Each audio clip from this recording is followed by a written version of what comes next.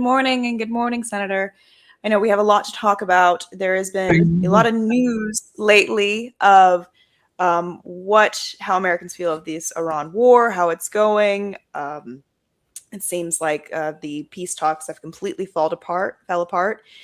And now we're looking at either are we ramping up escalation? If, there was some even reports, I believe, by Larry Johnson that he's stating that Iran might have acquired nukes and that there is intelligence going around Marco Rubio and Trump that Iran has now acquired a nuke, and it's just this new kind of posturing and element that has entered into the scene.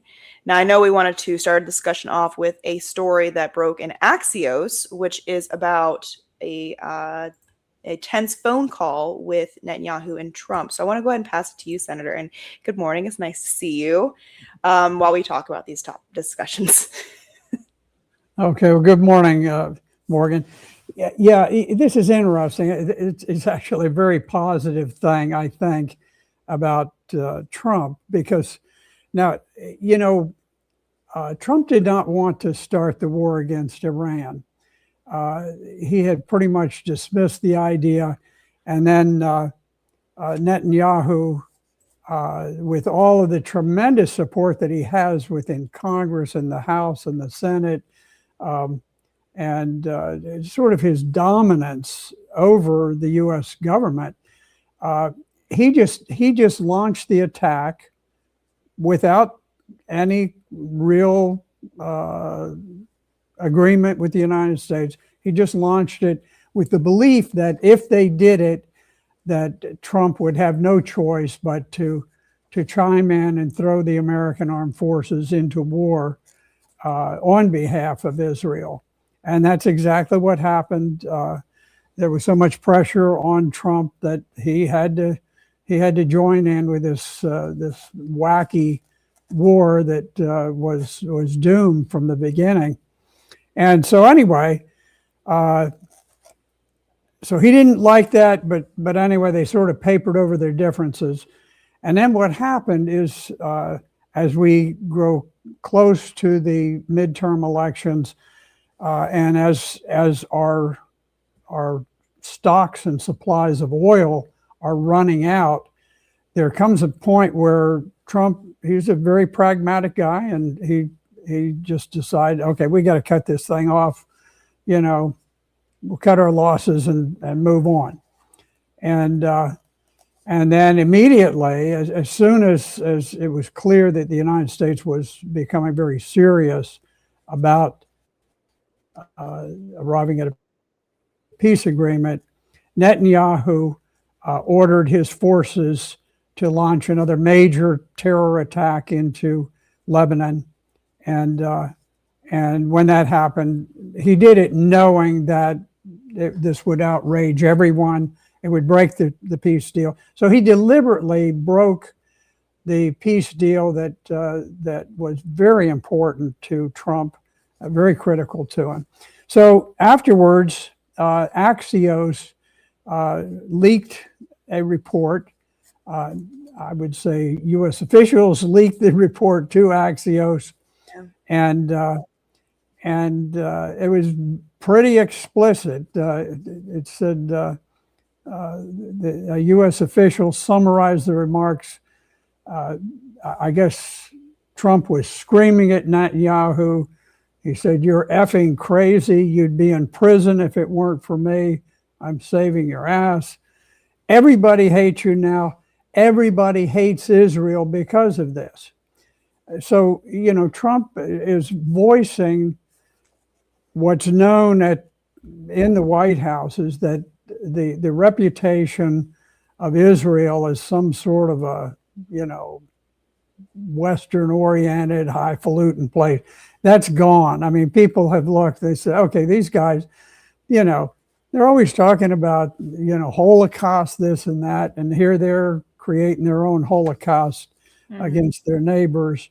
And so then the next thing is Trump turns around, and, his problem is that, Israel, from the outset of this war, one of their major goals was to seize land that belonged to the Christians and the Shia Muslims in Lebanon. This is not a new thing. It's been going on since 1948. There have been at least 4 very major attacks by Israel against the Lebanese.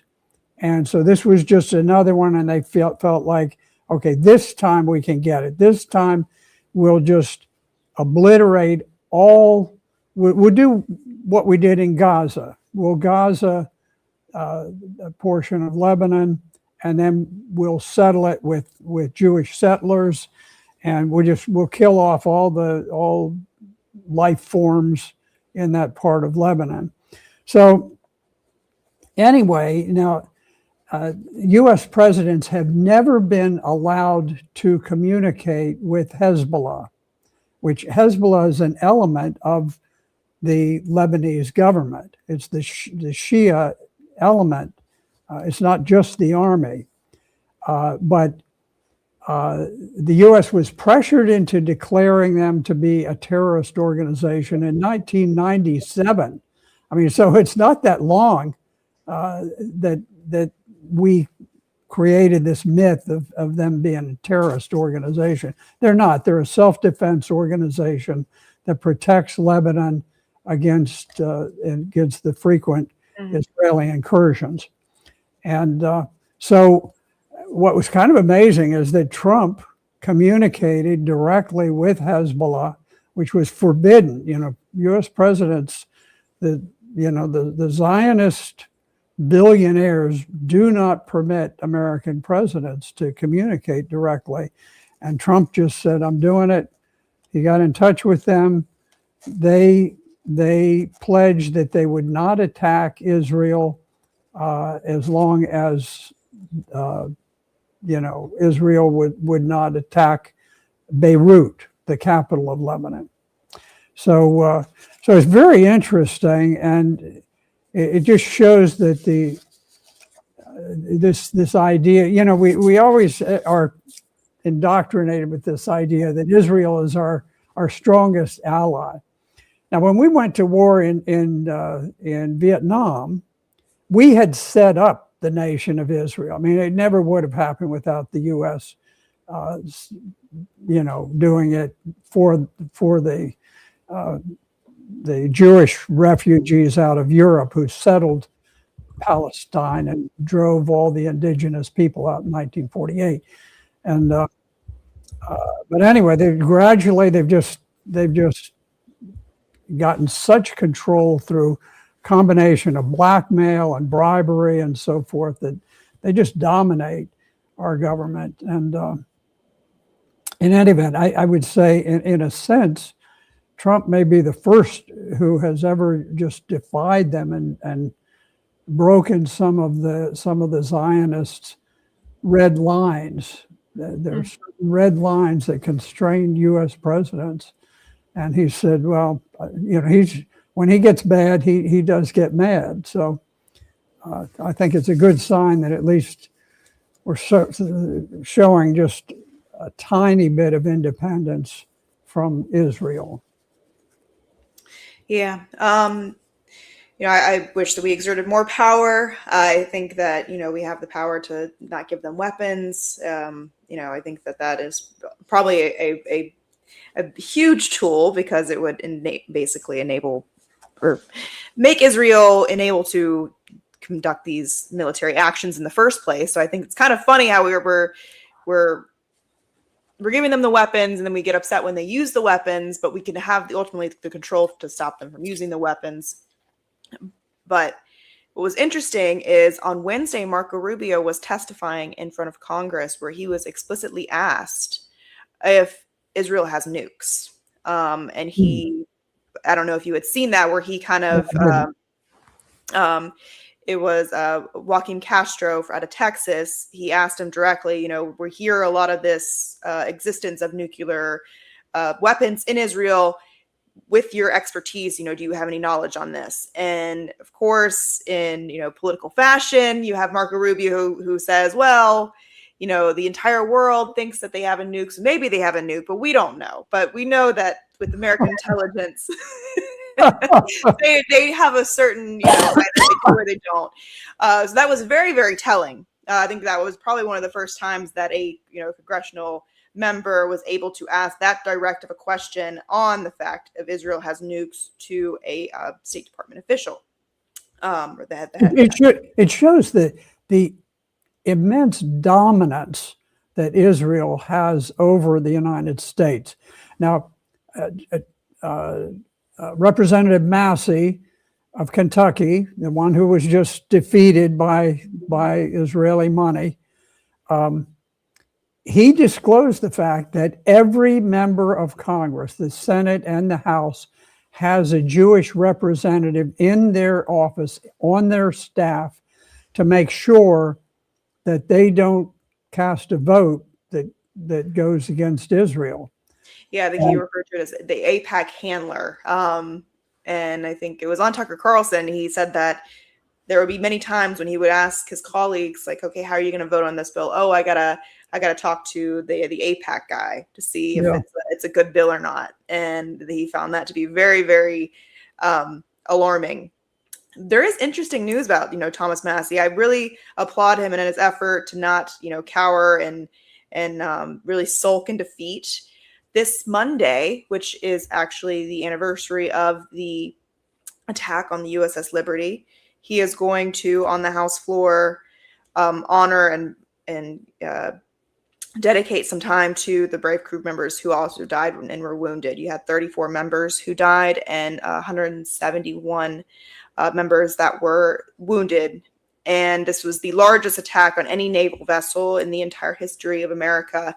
And very little people are even knowledgeable about what had happened that day. I think there's a senator who had done this action as well, but this will be the first time that a House representative that will put this on the floor and have these remarks in perpetuity. Yeah, so I found that to be very interesting. The attack on the USS Liberty, it's another one of these things like the nuclear weapons. The Zionist movement has such dominance over the media. It has its own rules of censorship, and you are not allowed to say that Israel deliberately attacked a U.S. warship in international waters, attacked it repeatedly, not just once. It wasn't, oh, we made a mistake. No, the American ship was flying a big American flag, and they made low altitude attacks very directly to where they could see the flag. They knew it was an American flag, and they very nearly sank the USS Liberty. They killed a lot of Americans, a lot of American sailors, and the ship made a desperate call for help for U.S. forces to fly and interdict the Israeli attackers. And it went all the way to President Lyndon Johnson, who said, no, forget it. You're not going to do that. Because he knew that if he crossed the Zionist movement, he'd be gone. He'd be assassinated. Something bad would happen very promptly. Well, yeah, this was at the heels of the JFK assassination. And, I think that had a time where it was a lot of people were scared of dissenting from either, the Israeli lobby for one thing. You had, other interests that were very powerful at that same time that also were angry with the projection that JFK wanted to bring the country. You had, the assassination of MLK, RFK, although that whole period of time where it was, if you dissented and had a following that you were amassing that had some significant pull into actually changing the country, you were no friend, and you were likely to have a hit out on you. So I think that is also may have been at play as well. I know that Lyndon B. Johnson, his mother was heavily into the AIPAC lobby at the time. but it was under a different name. But he was also grew up into the indoctrination of, Israel is the greatest ally, and we need to, conduct with them in accordance to that way. So I thought that was very, very interesting. And Thomas Massie, he really appears to still be trying to push the envelope in a really good way, and staying out in the front lines until his time. He, passes the torch to Gowrain in his position. I hope he stays very accurate. Now, as you know, we had some pretty dramatic news about the in the Congress, where House of Representatives passed a war powers resolution. The Republicans have been trying to block it from getting to a vote, but the House of Representatives, with a handful of Republicans, including Massie, voted a resolution. Now, the resolution, by its terms, requires Trump to terminate military action and to remove U.S. forces from the sphere of engagement with Iran, unless Congress authorizes military force explicitly. Now, some people say, oh, this doesn't matter because it's got to go on to the Senate and they have to vote. And then even if it does, it has to go to the president and he'll veto it. Now, all of that's true. But what is not true is to say that the vote does not have any effect, because it really crystallizes the antipathy of the American people towards this war. 2/3 of the entire American population is opposed to the war. Increasing numbers of people are beginning to view Israel as a nation whose government are war criminals, creating atrocities, genocides, a Jewish Holocaust against the Arab neighbors. And so it's a declaration that's important, and that's why there was such a struggle to keep it from coming to a vote. But it adds one more element to the idea that we have got to quit this, and we got to do it as quickly as possible.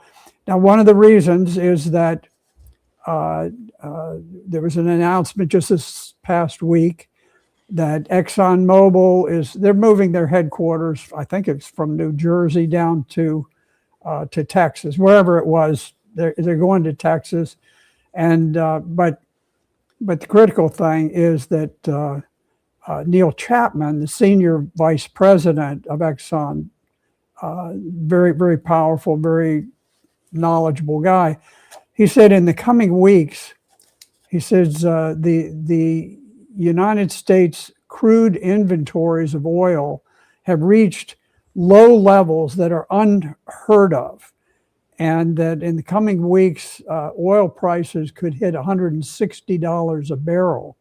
And he's talking about in the near term, perhaps by the end of this month. And so it's very clear we've got to end this war. If the oil prices go to 160, it's going to cause all kinds of political unraveling in the country. And this is not some guy who throws flippant remarks here and there, but senior vice president of Exxon is knowledgeable. He's not going to say something that is way off base or political in nature. He's just saying we are coming to the end of our supply of oil.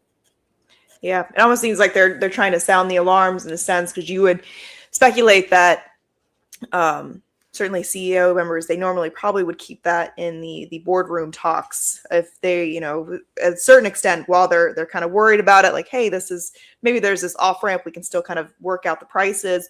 But it seems like he's probably exhausted those options and now is moving in some kind of, you know, alarm bells to the public, which I think is kind of alarming. Yeah. You And know, President Trump is a pragmatic guy. He doesn't get real wed to anything. He's not real starry-eyed about this or that. And he just looks, he knows, he's talking to these oil executives. They're giving him the straight scoop. I think they're a little afraid, companies like Exxon, they're afraid that if they don't let people understand what is coming, the next thing everybody turns on them and says, oh, it's those darn oil companies, they're doing something. yeah. So they have to give a realistic assessment that is politically unbiased. And I think Trump, he knows that we're about to fall off a cliff if we don't get this thing wrapped up. Mm-hmm. Yeah, there was, you know, some attacks on Bahrain, which holds, you know, a U.S. military base by Iran in retaliation to kind of our attacks as well. You know, what is your take on some of those events? I know that you have Trump coming out and telling aides that he will start a full-scale bombing campaign against Iran if troops die. You know, that reminded me of the Obama chemical warfare attack on Syria, where he made the statement, oh, this is my red line. This is where we, you know, will start this. And then it happens. So that's kind of what it reminded me of, is him making this declaration. Oh, well, if U.S. troops die, then, you know, we have our hands are tied and we have to, it's our red line. We have to start bombing Iran again. It's almost kind of one of the worst things that has been happening within the Trump administration, and I don't know that Trump even understands that it's being done to him, but you have people like Marco Rubio and different ones who come out and they make these extremely aggressive declarations, and they say, unless this happens, we're going to do this. And gradually they're boxing in President Trump. And I'm sure this is I'm sure they're talking to Israeli representatives, and the Israelis are saying, why don't you get Trump to say he declares that he wants unconditional surrender, and you will box him in this way. Get him to say this. Get him to say, unless we get every smidgen of uranium out of the country of Iran, we're going to destroy their civilization. Mm. And obviously, you know, nobody can ever get all of the nuclear material out of a country the size of Europe, but they're getting him to box himself in.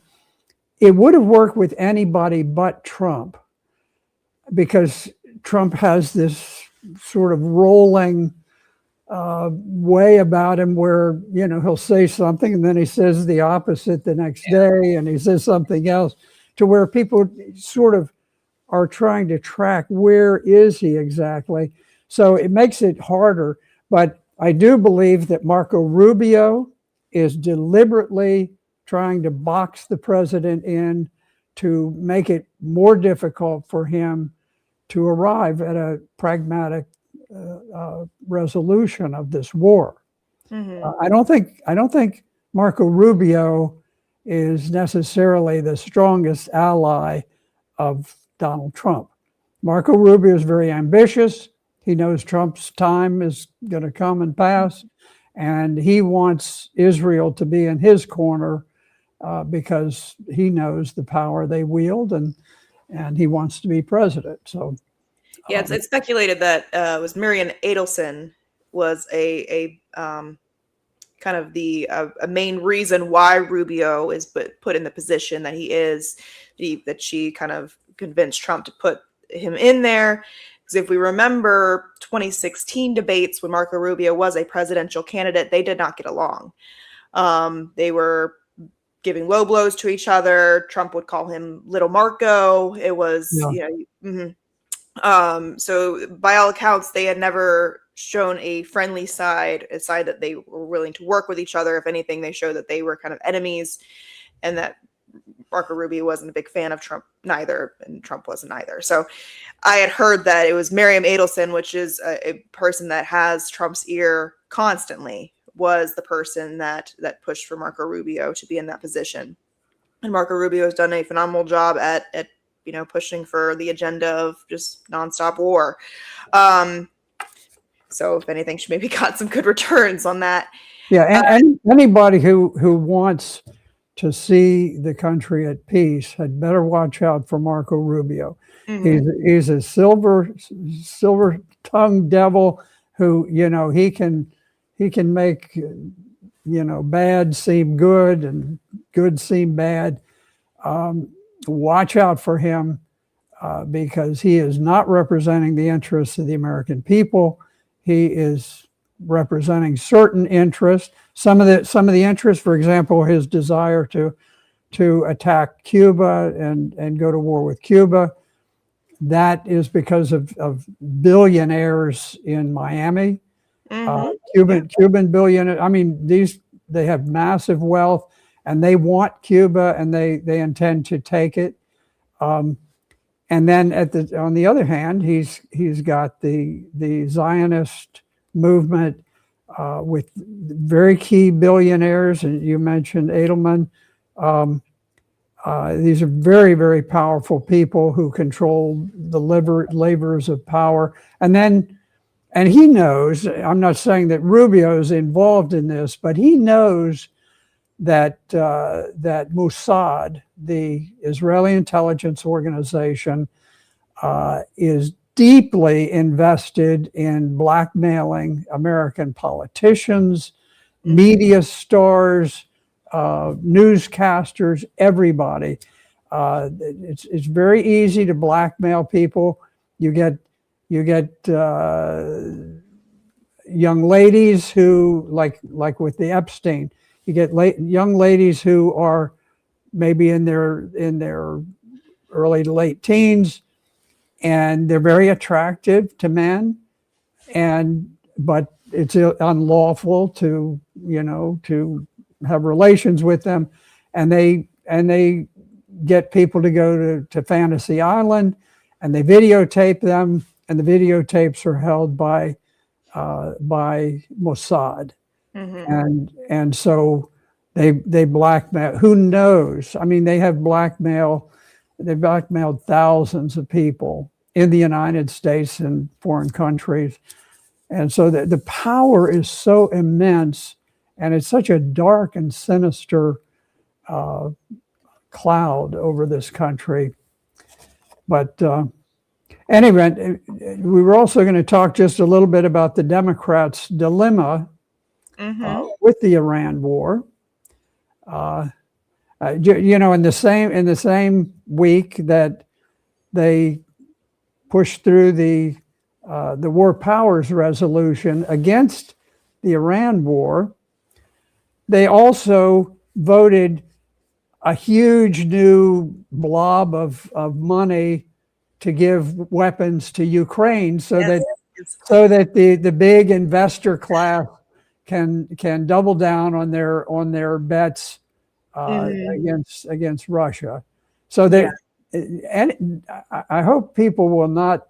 I know it's very confusing exactly what you do, but don't be misled by the idea that somehow Democrats are the party of peace, Republicans the party of war.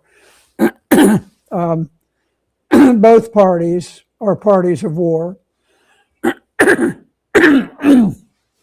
But in any event, the Democrats have gotten themselves in a real dilemma with the Iran war, because they are trying to play both sides. They understand the power that Israel has over this country.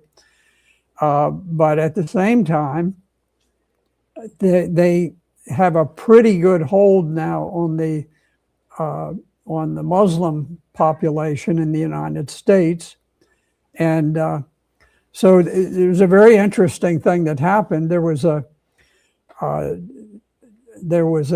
big march. Democrats were marching in New York's Israel Day parade.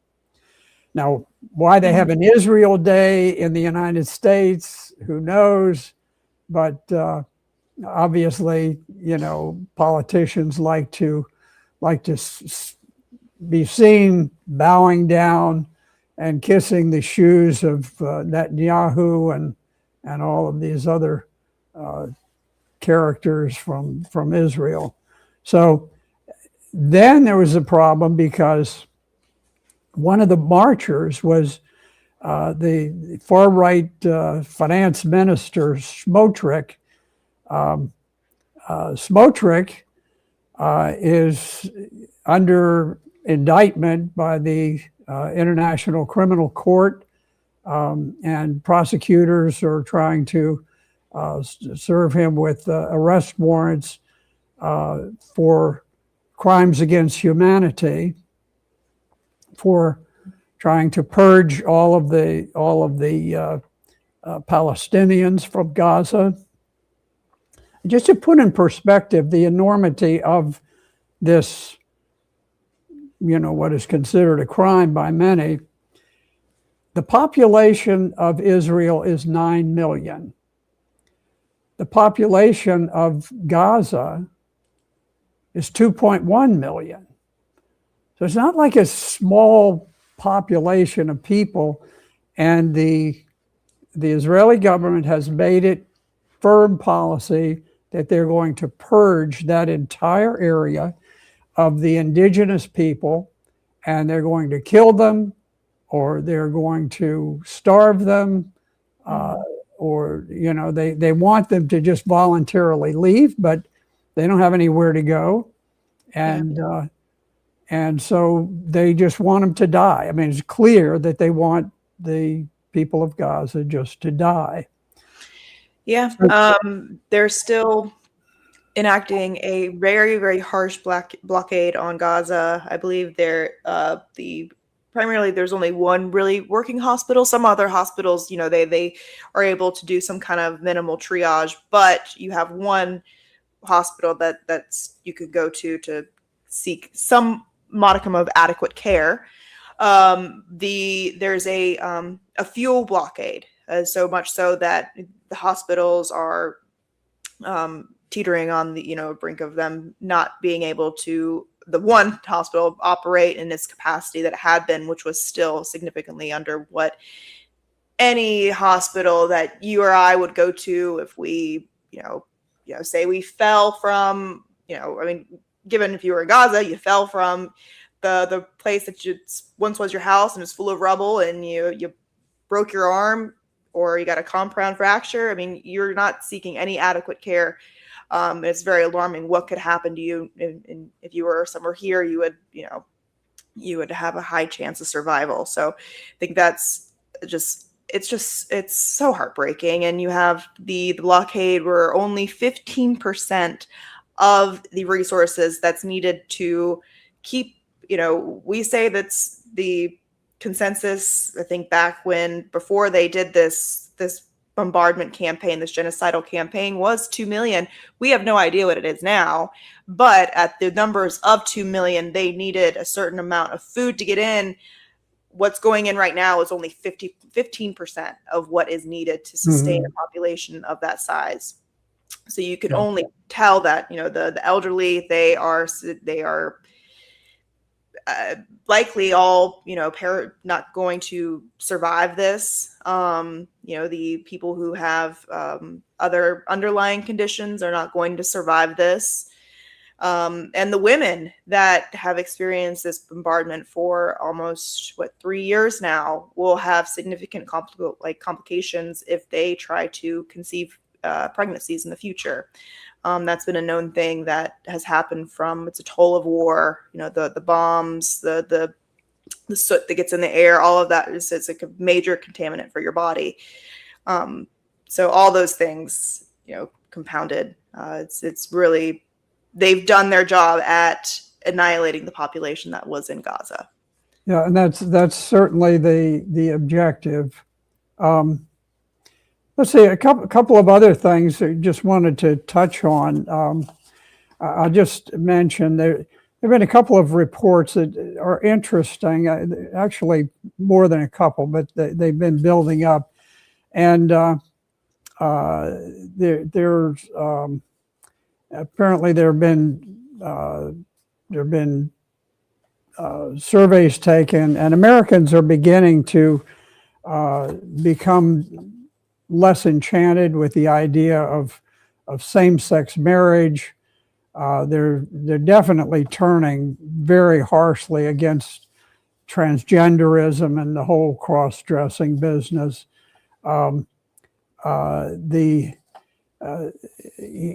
was a time when sodomy was a crime throughout the country, and it wasn't as though it was enforced. It was one of these things where it's just when children were molested, or where people got too public about what they were doing, then the vice squads would have a crackdown, and they'd sort of hush this up, because it's sort of like prostitution. Prostitution goes on, but you have to sort of keep it from getting out of hand.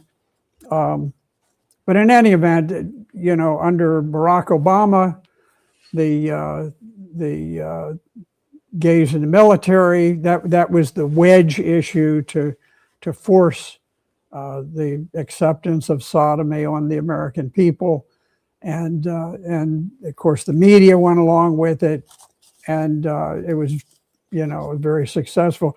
There were many in the homosexual community. We had men, and they were very interested in adopting boys, and that was one of the, because there had always been marriage ceremonies with homosexuals. But what they did not have is the ability, by virtue of this marriage, to adopt little boys.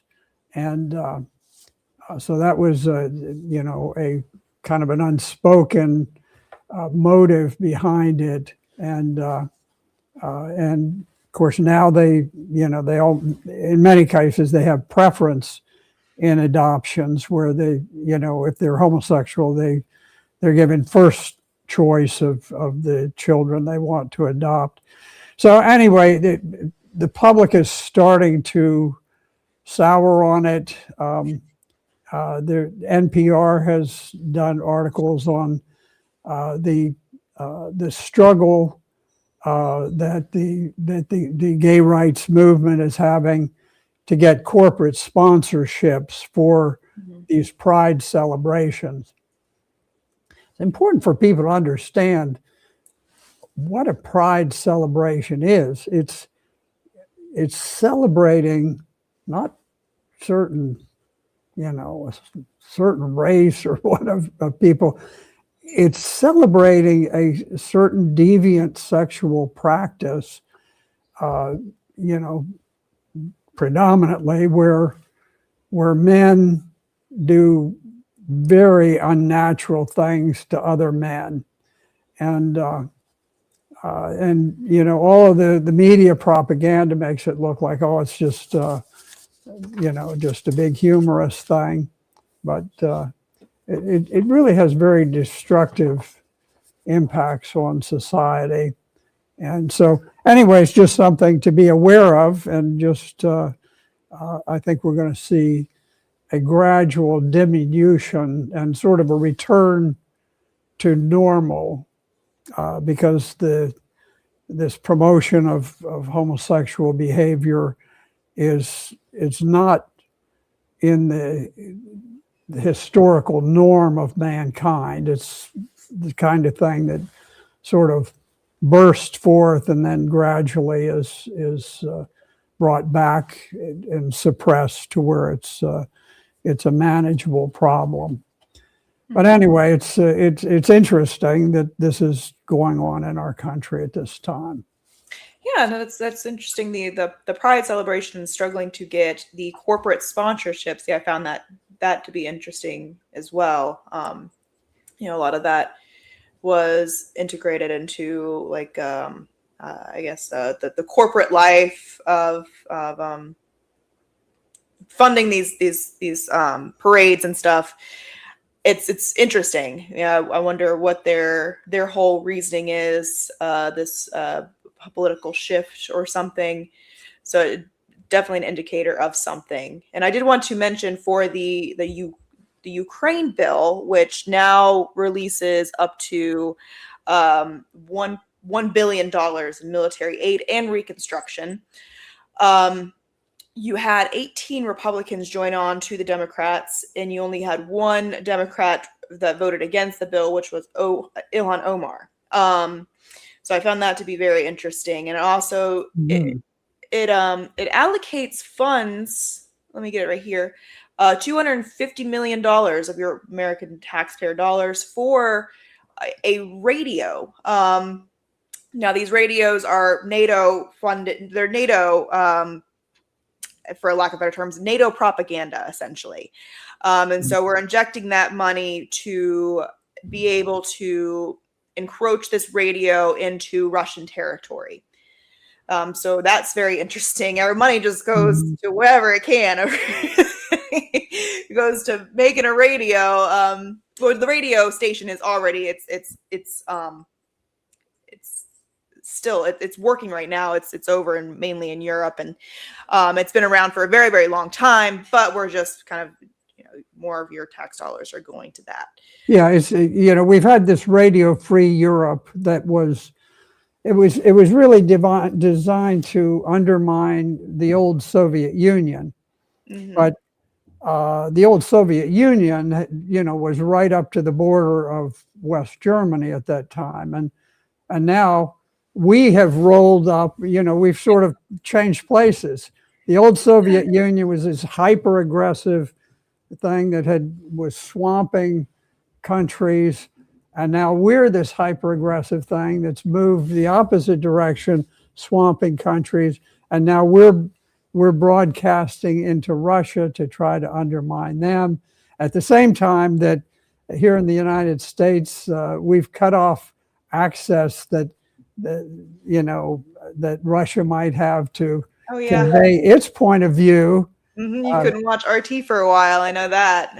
RT News was a very fine station, very respected, and that was a problem, because we couldn't have the truth about Ukraine be, the American public would know what's going on, and you couldn't have that, because then people might say, hey, wait, how come we're spending untold billions of dollars and going into debt and risking the sovereignty of the United States, and who's making the profit? Who are the bankers and the hedge funds who are betting on this war? So I think we're I think we're getting pretty close to our. Yes, we are. I want to thank you, Senator, for giving us your expertise and all the discussions that we had today. It is pure madness all around us. So just trying to talk sense in the world. And so I would encourage everybody to subscribe and share, and join us next week to focus on the news. Thank you, Morgan.